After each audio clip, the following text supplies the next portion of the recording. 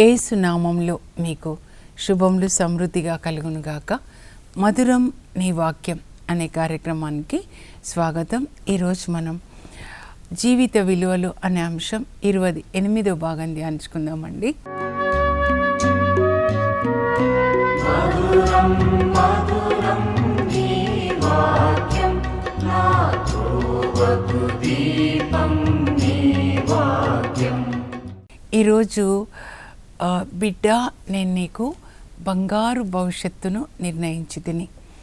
దేవుని యొక్క వాగ్దానం ప్రతి ఒక్కరికి అండి. ఇర్మియా 29:11 మీరు నోటితో పదే పదే ఒప్పుకోవాలి. నా దేవుడు నాకు బంగారు భవిష్యత్తును నిర్ణయించారు. ఆయన నా క్షేమంనే కానీ వినాశనంను కోరరు అని మీరు రాసుకోవాలన్నమాట. ఈ వాగ్దానం ఈరోజు ఎత్తిపట్టి మనందరం కూడా ప్రార్థన చేద్దాం. ముఖ్యంగా తల్లిదండ్రులైన మనము మన బిడ్డలందరికీ కూడా, అందరికీ, లోకంలో ఉన్న యవ్వనస్తులకి, మీ పిల్లలకి దేవుడు ఏదైనా చేయాలంటే కనీసం 7,000 మంది కొరకు మనం ప్రార్థించాలి. మన కన్నులు చూసే యవ్వనస్తులందరికీ దేవుడు బంగారు భవిష్యత్తుని దయచేయాలి. ప్రతి ఒక్క బిడ్డ యేసు ప్రభు చేతిలో ఒక గొర్రె పిల్లలాగా ఉండాలి. యేసు ప్రభు మంచి కాపరి గొర్రె పిల్లని ఇలా గుండెలకి పట్టుకుంటాడు కదా, ఇలా ఎత్తుకొని గుండెలకి పెట్టుకుంటారు. అది మన బిడ్డ అన్నమాట. మన పిల్లలందరూ అలా ఉండాలి. యెషయా 40లో 11వ వచనంలో ఉంటుందన్నమాట. ఆయన గాయపడిన గొర్రె పిల్లల్ని చేతిలోనికి తీసుకొని రొమ్మునకు ఆనించుకొని మెల్లమెల్లగా నడిపిస్తాడంట. యవనస్తుని ఎన్ని గాయాలు సైతాన్ చేస్తున్నాడు కదండి. రకరకాల చెడు అలవాట్లు, అంటే అవన్నీ ఆత్మకి ఒక్కొక్క కత్తితో పొడిచినట్లు, ఒక సెల్ ఫోన్, ఒక సినిమా, ఒక త్రాగుడు, ఇవన్నీ ఆత్మకి గాయాలన్నమాట. అన్ని గాయాలు. ఈ పిల్లలకి దేవుడు చూపిస్తే బాగుండు, వాళ్ళని సైతాన్ ఎన్ని గాయాలు చేస్తున్నాడని. కానీ తప్పిపోయిన వాణిని వెదకి రక్షించడానికే నేను వచ్చాను అని యేసు ప్రభు చెప్తాడండి. చెక్కయ్య తప్పిపోయి ఉంటాడు ధనాశ అనే సైతాను వలలో, కానీ ఆయనను రక్షిస్తాడు. అప్పుడు ఏంటి, పాపి ఇంటికి వెళ్ళాడు ఈయన అని వాళ్ళు గొనుగుతూ ఉన్నప్పుడు యేసు ప్రభు అంటారు, ఈయన కూడా అబ్రహాం కుమారుడే, మనుష్య కుమారుడు తప్పిపోయిన దాన్ని వెదకి రక్షించడానికి వచ్చాడు. మనందరము తప్పిపోయే ఉన్నామండి, గొర్రెల్లాగా. నేను కూడా తప్పిపోయే ఉన్నాను. అదే కరెక్ట్ అనుకునేదాన్ని. మంచి టీచింగ్ చేసి ఒక బయాలజీ టీచర్గా అదే వర్కే, ఇంకా అదే లోకం, దేవునితో ఏదో ఒక సండే అట్లా పోయి రావడం, వచ్చిన తర్వాత కూడా వాక్యం ఏంటి అనేది ఎప్పుడూ లేదండి. దివ్యస ప్రసాదం తీసుకున్నామా, అయిపోయింది, ఇంకా ఇంటికి వచ్చేయడం అన్నమాట. కానీ దేవుడు మరి పరిశుద్ధాత్మనిచ్చి మన అంతరంగం యొక్క ఆత్మ కన్నులు తెరిచి బైబిల్ చదవడానికి మనకి కృపనిచ్చారు.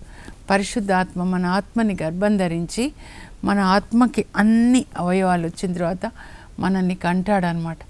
దాన్ని మరల జన్మించుట అంటారు.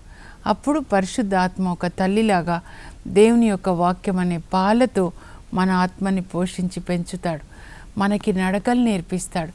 ఇది నాన్న యేసు ప్రభు నడిచిన నడక, నువ్వు కూడా ఇలాగే నడవాలి అని నడకలు నేర్పిస్తాడు. హోసియా 11 దేవుడు చెప్తున్నారు, మీకు నడకలు నేర్పించింది నేను కాదా నీతి మార్గంలో, మీకు గోరు ముద్దలు తినిపించింది నేను కాదా, మిమ్మల్ని ఎత్తుకొని ముద్దు పెట్టుకుంది నేను కాదా, కానీ మీరు నన్ను విడిచిపెట్టి వెళ్ళిపోతున్నారు అని ఆయన బాధపడతాడండి. అలా ప్రతిరోజు కూడా దేవుడు మన కొరకు, తప్పిపోయిన వాళ్ళ కొరకు ఆయన వెతుకుతూ ఉంటాడు. ఎక్కడెక్కడ తప్పిపోయినా అక్కడి వరకు వెళ్తాడండి. వెళ్ళి ఆ గొర్రెపిల్ల అయిన మనల్ని ఆయన రక్షించి తన గుండెల్లో పెట్టుకుంటాడనమాట. అందుకే విలాప గ్రంథాలు 3:22-23లో ప్రభు ప్రేమ గతింపలేదు, ఆయన కరుణ సమసిపోలేదు, ఆయన భాగ్యములు ప్రతిరోజు క్రొత్తగా ఇస్తాడు. నిన్న నువ్వు పడిపోయావా, అలా నేను విడిచిపెట్టాడు. కొంతమంది విసుగొచ్చేసి తల్లిదండ్రులు కూడా ఇంకా మేము విడిచిపెట్టేశాము అని చెప్తారనమాట. ఇంకా కొంతమంది భార్యలు కూడా చెప్తారు ఇంకా నాతో కాదు అని చెప్తారనమాట. తల్లి మరిచిన తండ్రి మరిచిన వాళ్ళకి విసుగు పుడుతుంది, కానీ సిలువలో రక్తం చిందిన యేసు ప్రభు అమ్మ గర్భంలో మనల్ని సృష్టించిన దేవుడు విడిచిపెట్టరండి. తల్లికి విసుగొస్తుందేమో, తండ్రికి విసుగొస్తుంది, భార్య విడిచిపెడుతుంది, కానీ యేసు ప్రభు మిమ్మల్ని విడిచిపెట్టరు. మిమ్మల్ని వెతుక్కుంటూ వస్తారు. మీ కొరకు రక్తం చిందారు. అయితే ఈరోజు ఈ బంగారు భవిష్యత్తు దావీదుకి దేవుడు ఎలా ఇచ్చారో దావీదు జీవితం ద్వారా మనం తెలుసుకుందామండి. నిన్న తెలుసుకున్నాము, యోసేపుకి దేవుడు బంగారు భవిష్యత్తు నిర్ణయించారు. ప్రతి ఒక్కరికి నిర్ణయిస్తారండి, కానీ దేవునితో కనెక్ట్ అయిన వాళ్ళే దేవుని చేయి పట్టుకొని నడిస్తే అప్పుడు దేవుడు నిర్ణయించిన ఆ బంగారు భవిష్యత్తులోనికి వెళ్తారనమాట. అందుకే దావీదు అంటాడు, ఆయన రాసిన కీర్తనలు మీరు చదువుకోండి, బాగా చదవాలి కీర్తనలు. 150లో 75 అయినాయి అనమాట. 73వ కీర్తన నాకు చాలా ఇష్టం అండి. 23వ వచనం నుంచి అనమాట. మొత్తం కూడా బాగుంటుంది. ఎందుకంటే దుష్టులు పైకి వస్తున్నారు, దుష్టులే చెడు పని చేసి బాగుంటున్నారు, నేను ఇంత పరిశుద్ధంగా ఉంటే ఏంటి లాభము అని అనుకుంటున్నాడంట. తర్వాత తనకు అర్థమైందంట, ఆ దుష్టులని పడిపోయే తావున దేవుడు పెట్టారంట. దుష్టులు ఇలా పైకి పైకి ఎదిగినా ఒక్కసారే కూలిపోతారంట అని నాకు అర్థమైంది. ఆయన వాళ్ళని చూసి నేనెందుకు వద్దు ప్రభా అని ఏమంటాడంటే 73:23 నుంచి, ప్రభువా నీవు నా కుడి చేతిని పట్టుకొని నడిపించయ్యా, ప్రతిరోజు నీ ఉపదేశంతో నీతి మార్గంలో నన్ను నడిపించు నాయనా, ఆ తర్వాత నన్ను నీ యొక్క మహిమలోనికి తీసుకొని వెళ్ళయ్యా, స్వర్గమున నీవు తప్ప నాకెవరున్నారు, ఆకాశమందు నీవు తప్ప నాకెవరున్నారు, నీవు నాకుండగా ఈ లోకంలో ఏది నాకు అక్కర్లేదు. అంతగా దేవుణ్ణి ప్రేమించాడండి. అందుకే దావీదుని గురించి దేవుడు అంటారు, దావీదు నా హృదయానుసారుడు, నేను కోరిన సమస్తమును చేయువాడు. అలా ప్రతిరోజు నీ వాక్యంతో నన్ను నడిపించు. ఈ దావీదు చరిత్ర మీరు చదివితే 1వ సమూయేలు గ్రంథంలో 16వ అధ్యాయం నుంచి ప్రారంభం అవుతే 1వ సమూయేలు గ్రంథం అయిపోతుంది. 2వ సమూయేలు గ్రంథంలో ఆయన రాజుగా పరిపాలన చేస్తాడు. తర్వాత 1 రాజుల గ్రంథం వస్తుంది.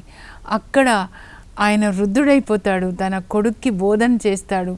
1వ అధ్యాయం 2వ అధ్యాయంలో 11వ వచనం వరకు ఉంటుంది అన్నమాట. ఆయన ప్రశాంతంగా కన్ను మూసి తన పితరులని అబ్రహాంని వాళ్ళందరినీ చేరుకున్నాడు. అబ్రహాం, ఇస్సాకు, యాకోబులు, యోసేపు అందరినీ చేరుకున్నాడు అని రాసి ఉంటుంది. 40 సంవత్సరాలు పరిపాలించాడని రాసి ఉంటుంది అన్నమాట. దావీదుని గురించి దేవుని యొక్క ప్లాన్ ఏంటి ఒకసారి చూద్దామండి. యేసు ప్రభు పుట్టడానికి 1000 సంవత్సరాల క్రితం దావీదు బెత్లెహేమ్ అనే ఊరిలో జన్మిస్తాడండి. బెత్లెహేమ్, బెత్ అంటే హౌస్, లెహేమ్ అంటే బ్రెడ్, హౌస్ ఆఫ్ బ్రెడ్, రొట్టెల ఇల్లు. యేసు ప్రభువే రొట్టె మనకి. ఇది దేవుని యొక్క వాక్యం అన్నమాట. ఇషాయి అనే గొర్రెల కాపరికి 8వ కొడుకుగా పుడతాడు, చివరి వాడు అనమాట. ఇట్లా పెడితే 8వ కొడుకు. తెలివి లేదు అని వాళ్ళ నాన్న, వీడికి అస్సలు తెలివి లేదు, గొర్రెలు కాయడానికి సరిపోతాడని గొర్రెలు కాయడానికి పంపిస్తాడు. కానీ మిగతా వాళ్ళని చదివిస్తాడనమాట. 3 సైన్యంలో సైనికులుగా, సౌలు సైన్యంలో సైనికులుగా.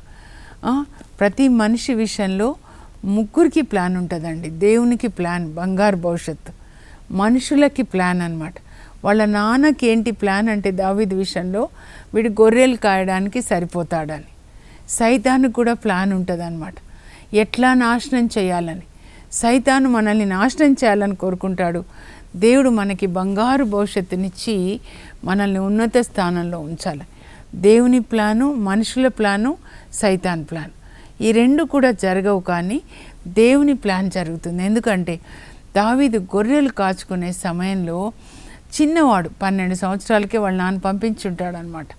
బాలుడు, పిల్లవాడిగా ఉన్నప్పుడు గొర్రెలు కాస్తూ ఏం చేసేవాడంటే అడవిలో పుల్లలు దొరికితే తీసుకొని సితార చేసుకొని దేవుణ్ణి స్తుతిస్తూ స్తుతి పాటలు పాడాడు.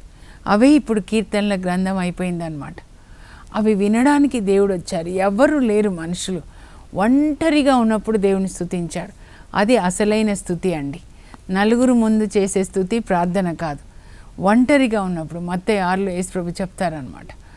అలా దేవుని స్తుతిస్తాడు. 34వ కీర్తనలో మొదటి వచనంలో అంటాడు, నీ స్థుతి ఎల్లప్పుడూ నా పెదవుల మీద ఉంటుంది Prabha, your praise shall be upon my lips at all times. నాకు కూడా ఎంత ఆనందం అండి, కీర్తనలు ఎక్కువ చదివేదాన్ని అనమాట. తర్వాత రాత్రి గొర్రెలన్నీ నిద్రిస్తాయి కదండి, వాటి చుట్టూ ఇట్లా పెడతారు కదా గొర్రెలకి. అవి నిద్రపోతున్నప్పుడు దీపం వెలిగించుకొని ఆయన మోషే ధర్మశాస్త్రాన్ని చదువుకునేవాడు అనమాట. ఆ రోజులలో ప్రింటింగ్ ప్రెస్ ఏం రాలేదు, క్రీస్తుపురం 1000. ఎవరైనా మరి ఇది చదువుకోవాలి కీర్తనలు కానీ మోషే ధర్మశాస్త్రం అంటే వాళ్ళ చర్చి, సినగోగ్ అంటారు, సమాజ మందిరం, ఆ గురువు గారి దగ్గర వెళ్ళి రబ్బోని బ్రతిమలాడి తీసుకొని నేను ఇది రాసుకొని మీకు మళ్ళీ తిరిగి ఇచ్చేస్తానని ఇచ్చేయాలన్నమాట. చేత్తో రాసిందే. సో ఎంత కష్టపడి రాసుకొని గొర్రెలు కాచే దగ్గర రాత్రిలో దీపం పెట్టుకొని చదువుకుంటున్నాడు. 119వ కీర్తన ఈరోజు మీరు చదువుకోండి. దావీదు హృదయం ఏంటో తెలుస్తుందన్నమాట. అసలు ఇంతగా దేవుణ్ణి ఒక పాటలాగా 119వ కీర్తన ఎలా అయ్యా నా కన్నులు తెరు, నేను నీ ధర్మశాస్త్రంలో అద్భుత విషయాలు గ్రహించాలి. 18వ వచనం అనమాట. ఇంకా 148వ వచనంలో నేను రాత్రంతా మేల్కొని నీ వాక్యాన్ని ధ్యానించుకుంటాను. రాత్రి మేల్కొని దేవుని వాక్యాన్ని ధ్యానించుకునే వాళ్ళు దేవుడు బలంగా వాడుకుంటారండి. అంతోని వారు రాత్రి బైబిల్ చదువుకొని దినంలో ప్రీచింగ్ చేసేవాళ్ళు అనమాట. సెయింట్ ఫ్రాన్సిస్ ఆఫ్ అసిసి రాత్రంతా ప్రార్థనలో, సెయింట్ క్లేర్ రాత్రి దైవ ప్రార్థనలో ఉండేవాళ్ళు అనమాట. యాకోబు రాత్రంతా దేవునితో పోరాటం చేస్తాడు. నన్ను దీవించేదాకా నేను వదలనంటాడు దేవుణ్ణి. రాత్రంతా యుద్ధంలాగా అనమాట ప్రార్థన. అప్పుడు దేవుడు ఆయనను దీవిస్తాడు. ఇప్పటి వరకు నీ పేరు యాకోబు, ఇప్పటి నుంచి ఇజ్రాయిల్, దేవునితో పోరాడి గెలిచావు అని పేరు పెడతాడనమాట. అందుకే ఇజ్రాయిల్ ప్రజల్ని ఎవ్వరు ఓడించలేరండి. మీరు చివరిలో గోగు మాగోగు యుద్ధం అన్నమాట. అందరూ వచ్చేస్తారనమాట ఇజ్రాయెల్ దేశం మీదకి యుద్ధానికి వస్తారు.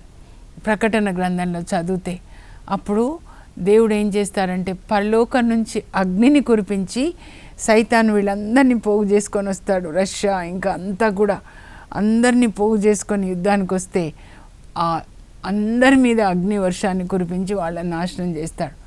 ఇప్పుడు అప్పటి నుంచి ఇప్పటి వరకు ఎప్పుడు కూడా వాళ్ళు గెలుస్తారు. ఒక్క యాకోబు ప్రార్థన, ఒక రాత్రి ప్రార్థన ఎంత బలంగా పనిచేసిందో మీరు చూడండి. తర్వాత దావీదు 3వది విజయ రహస్యం ఏంటంటే, ప్రభా నీ మంచితనం నాకు గాను దినంనకు 7 సార్లు నీకు వందనాలు చెప్తాను. 7 సార్లు ప్రార్థన. అందుకే మీరు మహమ్మదీయ సహోదరులు 7 సార్లు దేవునికి నమాజ్ వందనం చేస్తారు. వాళ్ళు కూడా ఎంత గౌరవిస్తారో దావీదుని, అబ్రహాంని, వీళ్ళిద్దరిని అనమాట. ఈ 3 నేను చదువుతానండి. మీరు కూడా ఈ విధంగా జీవించాలి. అందుకే నేను చెప్తున్నాను, దేవుడు కోరిన విధంగా ఉన్నాడు. గొర్రెలు కాచేటప్పుడు ఈ విధంగా ఉన్నాడు. వాళ్ళ నాన్న గొర్రెలు కాయడానికి వెళ్ళు అంటే విధేయించాడు. 4వది ముఖ్యమైనది అనమాట. దేవుని బంగారు భవిష్యత్తులోనికి రావాలి అంటే దేవుడు నిర్ణయించిన బంగారు భవిష్యత్తులో మొదటి స్టెప్ ఏంటంటే తల్లిదండ్రులకు విధేయత చూపించడం అండి. వేరే మార్గం లేదు. యోసేపు కావచ్చు, దావీదు కావచ్చు, ఎస్తేర్ కావచ్చు, వాళ్ళు తల్లిదండ్రులకు విధేయత కలిగి జీవించారు. నేను చదువుతాను, మీరు దయచేసి రాసుకోనండి. దావీదు విజయ రహస్యములు. మొదటిది స్థుతి. నీ స్థుతి నిత్యము నా పెదవులపై ఉంటుంది. 2వది వాక్యం. నేను రాత్రంతా మేల్కొని ఉండి నీ వాక్యంను ధ్యానించుకొందును. 3 ప్రార్థన. నేను దినంనకు 7 మార్లు నీకు వందనములు అర్పింతును. ఇంకా 4వది దావీదు తల్లిదండ్రులకు విధేయత కలిగి జీవిస్తాడు. అంతేకాదండి, వృద్ధాప్యంలో వాళ్ళ నాన్న 7 కొడుకుల్ని ప్రేమించాడు, దావీదుని ప్రేమించలా. కానీ పెళ్ళిళ్ళైన తర్వాత 7 తల్లిదండ్రులను విడిచిపెడతారు. కానీ దావీదు మాత్రం తన తల్లిదండ్రుల్ని వృద్ధాప్యంలో తనకి ఒక ఆధారం లేనప్పుడు కూడా చూసుకుంటాడండి. ఇలా గొర్రెలు కాచేటప్పుడు ఈ విధంగా ఉన్న దావీదు దగ్గరికి దేవుడు సమూవేలు ప్రవక్తను పంపిస్తాడు. 1 సమూవేలు గ్రంథంలో 16వ అధ్యాయం. అక్కడ సమూవేలు ప్రవక్త దావీదు తల మీద తైలం పోసి ఆయనను అభిషేకిస్తాడు. దేవుడు నిన్ను ఇజ్రాయెల్ దేశానికి రాజుగా అభిషేకించాడు. అన్నల ఎదుట, తండ్రి ఎదుట. తండ్రి ఆయనని ప్రేమించలేదు, లెక్క చేయలేదు కనుక అన్నలు కూడా లెక్క చేయరు అన్నమాట. తల్లిదండ్రులే ఒక చీపురు పుల్లలాగా చూస్తే అన్నలు కూడా అలాగే చూస్తారు కదండి. ఎప్పుడు గుర్తుపెట్టుకోండి, world's rejection is God's selection. మీ ఇంట్లో మీరు నిరాకరించబడ్డారు, మీ పని చోట లేకపోతే మీరు ఎక్కడున్నా మిమ్మల్ని తోసి పక్కన పెట్టారు. అలాంటి వాళ్ళని దేవుడు వాడుకుంటారండి. దేవునితో కనెక్ట్ చేసి ఉన్నాడనమాట దావీదు. అప్పుడు ఆ తర్వాత ఈ అభిషేకం జరిగినప్పుడు అక్కడేం ఒక్క మాట ముఖ్యమైందండి. సమూవేలు దావీదు తలపై తైలం పోసి అభిషేకించినప్పుడు పరలోకం తెరవబడి అక్కడి నుంచి పరిశుద్ధాత్మ అతని మీదకి వచ్చారండి. యేసు ప్రభుకు కూడా ఆయన బాప్తిస్మం తీసుకొని వెలుపలికి వచ్చి ప్రార్థించుచుండగా పరలోకం తెరవబడి పరిశుద్ధాత్మ ఆయన మీదకి పావురం రూపంలో వచ్చారు. అప్పుడు తండ్రి దేవుడు చెప్తున్నాడు, ఈయన నా ప్రియమైన కుమారుడు, ఇతని యందు నేను ఆనందిస్తున్నాను. అది లూకా 3:22 అండి. ఇది 1 సమూయేలు 16:13 దేవుని ఆత్మ అతని మీద ఉండిపోయింది. అప్పుడు దేవుని ఆత్మ ఈయనను ఎక్కడికి తీసుకెళ్లారంటే 17వ అధ్యాయంలో గోలియాతు ఎదుట నిలిపారనమాట. అక్కడ యేసుప్రభుని చూస్తే 4వ అధ్యాయంలో సైతాన్ శోధన అన్నమాట. పరిశుద్ధాత్మ తీసుకెళ్తాడు ఇప్పుడు చూడని. అప్పుడు ఇదిగో యుద్ధము యావే నిన్ను నా చేతికి అప్పగిస్తాడు అని ఆ ఒడిసెల చేతిలో ఉంటుందండి. చిన్న దావీదు 17 సంవత్సరాలు. ఈ గొలియాతు పెద్దగా ఉంటాడు, 9 అడుగులు. కానీ ఒడిసెలలో రాయి పెట్టి కొడితే అతని తల చితికిపోయి ఈ స్కల్ బ్రేక్ అయిపోయి బ్రెయిన్ ఇదైపోయి కింద తాటి చెట్లాగా పడతాడు. ఆయన చేతిలో కత్తి తీసుకొని ఆయన్ని నరికేస్తాడు. ఆ విధంగా ఆయన మరి సౌలు సైన్యానికి సైన్యాధికారి అవుతాడు. తర్వాత ఇద్దరు యుద్ధానికి వెళ్తూ ఉంటే మీరు చదువుకోవాలి. 18వ అధ్యాయం 1 సమూయేలు అన్నమాట. వాళ్ళు యుద్ధానికి వెళ్తారు. ప్రతిసారి సౌలు దావీదు వెళ్ళినప్పుడు ఎప్పుడు కూడా జయమే. అది రాయబడిందండి అక్కడ. దావీదు వెళ్ళిన ప్రతి చోట దేవుడు దావీదునకు జయమిచ్చారు అని రాయబడింది అనమాట. 2 సమూయేలు గ్రంథంలో 8వ అధ్యాయంలో 15వ వచనంలో ఉంటుందన్నమాట. ఎక్కడికి వెళ్ళినా కూడా దావీదు యుద్ధంలో ఓడిపోవడం అనేది లేదండి. ఎందుకంటే దేవుని యొక్క ఆత్మ, దేవుడు ఆయనకి తోడుగా ఉన్నారనమాట. కానీ ఒకసారి యుద్ధానికి వెళ్ళి వస్తుంటే వాళ్ళకి స్వాగతం ఇస్తూ స్త్రీలు నాట్యం ఆడి పాటలు పాడుతూ సౌలు 1000 మందిని జయిస్తే దావీదు 10,000 మందిని జయించాడు అని పాడగానే సౌల్లోనికి దయ్యం వచ్చేస్తుంది అనమాట. ఏంటి ఆ దయ్యం అంటే అసూయ వచ్చిందంటే ఆ వ్యక్తిని చంపేస్తుందండి. అసూయ ఎముకల్లో పుట్టిన కుళ్ళు లాంటిదని. క్యాన్సర్ ఎట్లా తినేస్తుంది ఒక పురుగు చూడండి, వేరు పురుగు, అట్లా అసూయ ఉంటే ఆత్మని తినేస్తూ ఉంటుందండి. అందుకే అసూయ ఉన్న వాళ్ళు కుంగిపోతూ ఉంటారు అనమాట. చివరికి దావీదుని చంపాలి అనుకుంటాడు. దావీదు ఆయన బాధ భరించలేక ఇజ్రాయెల్ దేశాన్ని విడిచిపెట్టి ఫిలిస్తీయ దేశంలో ఆ రాజు దగ్గర ఆయన ఆశ్రయం తీసుకుంటాడనమాట. సిక్లాగ్ అనే చోట ఉంటాడనమాట.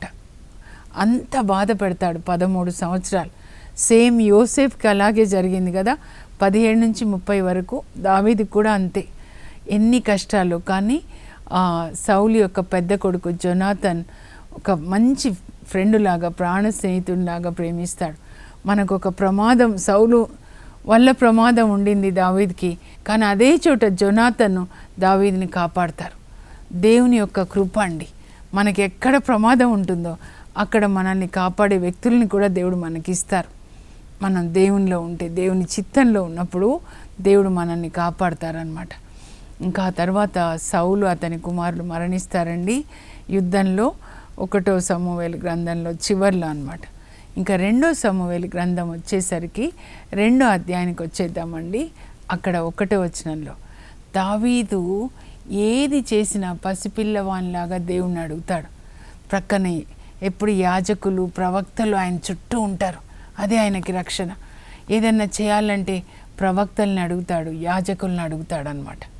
అప్పుడు దేవుణ్ణి ఆయన అడుగుతాడు. ఇప్పుడు సౌలు చనిపోయాడు కదా, ఈయనేమో ప్రక్కన ఉన్నాడు ఫిలిష్తీ దేశంలో. అప్పుడు దేవుణ్ణి అడుగుతాడు, ప్రభా ఇప్పుడు నేను వెళ్ళనా, యూదా దేశానికి వెళ్ళనా అంటే వెళ్ళు అంటారు. మరి యూదా దేశంలో ఏ పట్టణానికి వెళ్ళాలి ప్రభా అంటే హెబ్రోన్కి వెళ్ళు అని దేవుడు చెప్తారు. అలాగే చిన్న పిల్లవాడిలాగా అక్కడి నుంచి హెబ్రోన్కి వస్తాడు. హెబ్రోన్కి రాగానే దేవుడు చెప్పినట్టుగా రాగానే అక్కడ ప్రజలందరూ, యూదా ప్రజలు ఆయనను రాజుగా అభిషేకిస్తారనమాట. ఇప్పటి వరకు సౌలు చంపుతాడంటే ప్రాణాలకి భయపడి ఇంకో దేశంలో తలదాచుకున్న ఆయన ఇప్పుడు యూదా దేశానికి రాజు అవుతాడు. ఏ పట్టణం దేవుడు చెప్పినట్లుగా చేశాడు హెబ్రోన్ కానీ. ఆ తర్వాత 7 సంవత్సరాల తర్వాత మొత్తం ఇజ్రాయెల్ దేశానికి రాజు అవుతాడు. కానీ ఆయన రాజు కాగానే ఏం చేస్తాడంటే యెరూషలేంని జయించి మందసాన్ని తీసుకొని వచ్చి దావీదు కూడా మోషేలాగా గుడారాన్ని నిర్మించి ఆ గుడారంలో అతి పరిశుద్ధ స్థలంలో మందసాన్ని ఉంచి దేవుణ్ణి ఆరాధిస్తాడండి. ఆ దేవుణ్ణి స్తుతించడానికి 4,000 మంది లేవీయులను నియమిస్తాడు. అదైతే నాకు ఎంత 4,000 మంది, ఎక్కడ కూడా బ్రేక్ రాకూడదు. 4,000 ఇన్స్ట్రుమెంట్స్ సొంతగా తయారు చేయించాడంట. మీరు తయారు చేయండి అని చెప్పచ్చు. తన దగ్గర ఉండి ఇది ఇలా ఉండాలి, సితార ఇలా ఉండాలి, ఇది ఇలా ఉండాలి, చిటితాళాలు ఎన్నెన్ని అండి, 4,000 పేరు చెప్పడానికి కూడా నాకు రావట్లేదు. అలా దేవుణ్ణి స్తుతిస్తూ ఉన్నాడనమాట. ఇక్కడ ఆలయం కట్టాలి అనుకుంటాడు. 7వ అధ్యాయంలో 2 సమూయేలు గ్రంథం. నాతాన్ ప్రవక్తను అడుగుతాడు, కట్టమని చెప్తాడు నాతాన్ ప్రవక్త. కానీ దేవుడు మళ్ళీ నాతాన్ ప్రవక్త చెప్తారు, దావీదు వద్దు, ఆయన కొడుకు కడతాడు. నేను ఆయనకే ఆలయం కడతాను. ఎలా ఆలయం అంటే, గొర్రెలు కాచుకునే దావీదుని రాజుని చేశాను. 20 తరాలు 20 జనరేషన్స్ రాయల్ బ్లడ్, ఆయన కడుపులో పుట్టిన వాళ్ళే రాజులు అవుతారు. దేవునికి వందనాలు చెప్తాడు. ఎంత భాగ్యమా నాకు ప్రభా, నీ కృప వల్ల నా వంశం సదా వర్ధిల్లునుగా. కానీ దేవునికి ఆలయం కట్టాలి, ఎంత తపన అన్నమాట. దేవునితో కనెక్ట్ అయిపోయి ఆయన ఒక రాజు మాత్రమే కాదండి, ప్రవక్తగా యేసుప్రభు పుట్టుకని, యేసుప్రభు శిలువ మరణాన్ని, యేసుప్రభు పునరుత్థానాన్ని ఆయన కీర్తనలు రాస్తాడు. 22వ కీర్తన 69, 16వ కీర్తన మీరు చదివినట్లయితే యేసుప్రభుని గురించినవన్నీ కూడా చూస్తాడు, రాస్తాడనమాట. దావీదు కుమారుడా అని యేసుప్రభుని పిలుస్తారు. అదే బెత్లెహేంలో యేసుప్రభు పుడతారు. ఆ పశువుల పాక దావీదు వాళ్ళదే నేను స్ట్రాంగ్గా నమ్ముతానండి. ఎందుకు అనంటే ఇది చెప్పాలి అనుకున్నాను అనమాట. దావీదు దేవునితో కనెక్ట్ చేసుకున్నాడు, దేవుని యొక్క నీతిని పొందాడు, దేవుని ప్రేమ, దేవుని చేయి పట్టుకొని దేవుని వాక్యం ప్రకారం జీవించాడు. యోసేపు కూడా అలాగే చేశాడు. మదర్ తెరీసా తల్లి, పునీతులు, డాన్ బోస్కో, మీరు ఎప్పుడు దేవునితో కనెక్ట్ అవుతారో, దేవుడు అంటే ఆయన వాక్యం కనుక వాక్యం ప్రకారం జీవిస్తారో అప్పుడు మీరు దేవుని యొక్క బంగారు భవిష్యత్తులోనికి వెళ్ళి అందరికీ ఆశీర్వాదకరంగా మారుతారు. ఇప్పుడు దావీదు రాసిన కీర్తనలు ఆయన కట్టడానికి దేవాలయం ఆయనే రెడీ చేస్తాడు, కొడుకు కడతాడు. కానీ మొత్తానికి ఇజ్రాయెల్ దేశంలోనే యెరూషలేంను ఆయనే జయిస్తాడండి. ఇప్పటికీ కూడా ఈ కీర్తనల గ్రంథం ద్వారా ప్రపంచానికి ఆయన ఆశీర్వాదకరంగా ఉన్నాడు. అలా మీరు కూడా దేవుని కొరకు ప్రకాశించాలి, ఆయన చేతిలో మంచి పాత్రలుగా ఉండాలి, మీరు ప్రకాశించాలని దేవుని యొక్క అభిలాష మీ జీవితంలో. ఆ దావీదునకి ఇచ్చిన ఆ కృప దేవుడు మీకు దయచేయుదురుగాక. ప్రార్థన చేసుకుందాం. పరలోకపు మా తండ్రి, మీ పరిశుద్ధ నామమునకు స్తోత్రం కలుగును గాక. మీరు చెప్పారు, బిడ్డ నేను నీకు బంగారు భవిష్యత్తు నిర్ణయించాను, నేను నీ యొక్క క్షేమంనే కానీ వినాశనంను కోరనని. ప్రభా పరలోక తండ్రి, మీ కృపా సింహాసనం చెంతకు మా యవనస్తులందరినీ తీసుకొని వస్తున్నాం. ప్రభా మీ హస్తం వాళ్ళ మీద చాచండి, వాళ్ళకి పరిశుద్ధాత్మనివ్వండి. ప్రభా మీతో కనెక్ట్ చేసుకొని దావీదులాగా, యోసేపులాగా నాయనా వాళ్ళు ప్రకాశించేటట్లు కృపని దయచేయండి. అనేకులకు ఆశీర్వాదకరంగా మార్చండి. యేసు నామంలో అడుగుచున్నాం తండ్రి, ఆమేన్. యవనస్తులైన బిడ్డలారా, మీరు కూడా దావీదులాగా, యోసేపులాగా దేవునితో కనెక్ట్ అయ్యి దేవుని చేతిలో మంచి పాత్రలుగా వాడబడి అనేకులకు ఆశీర్వాదకరంగా ఉందరుగాక. God bless you. Have a blessed day.